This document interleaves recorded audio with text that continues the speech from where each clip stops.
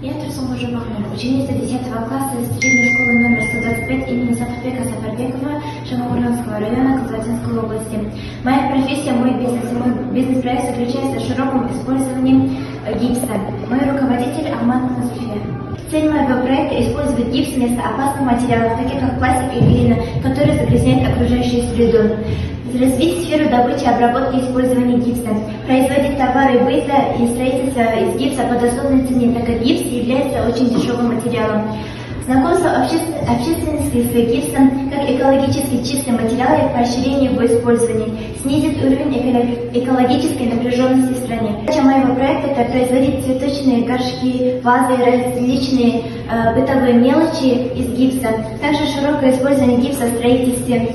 Распространение гипсовых изделий по всей стране, снизит уровень экологической опасности регионов с 17 до 13% и упростить и увеличить добычу гипса. Гипс – это минерал из класса сульфата. По составу дигидросульфата кальция по химической формуле кальций СО4 умножили на 2 молекулы воды. Полезные свойства гипса – это огнеустойкость, безопасность, высокая степень детализации, простота эксплуатации, гидроскопичность и стойкость.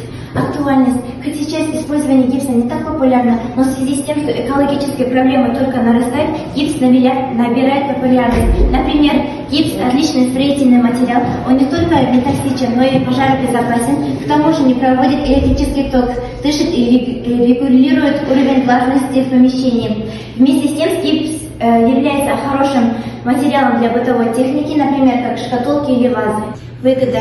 Гипс очень дешевый по себестоимости материал по сравнению с другими материалами. К тому же гипсу не страшны перепады температуры, влажности, деформация и коррозия. И гипс отлично принимает любую форму. Формы, используемые для создания гипсовых элементов, могут использоваться многократно. Это снижает себестоимость, и для потребителя это оборачивается доступной ценой.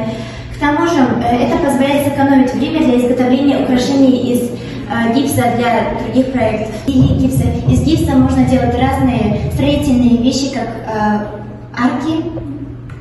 К тому же из гипса очень хорошо можно делать бытовые товары, например, как цветочные горшки. Также гипс можно использовать как строительный материал в виде кирпичей.